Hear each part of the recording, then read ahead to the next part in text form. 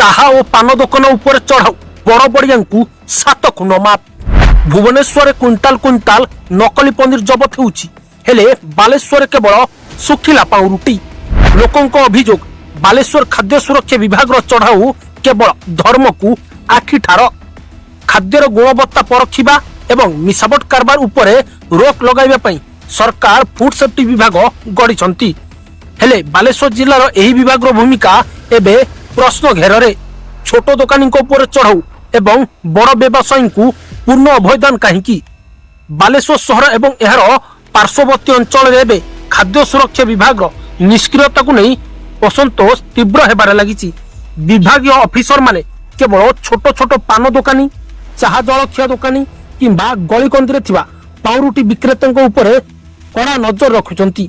सेमानंको दोकान उपरे चढ़ाऊ करी फाइन आदाय करा जाउची। किंतु प्रश्न उठुची केवल एही गरीब और छोट व्यवसायी माने ही अपमिश्रित खाद्य बिक्री करुछंती। सहर रे रहिची एकाधिक बड़ बड़ खाद्य प्रस्तुति फैक्ट्री एवं प्रतिष्ठित व्यावसायिक प्रतिष्ठान जेउठी दैनंदिन लक्ष लक्ष टंकार कारबार हेउची।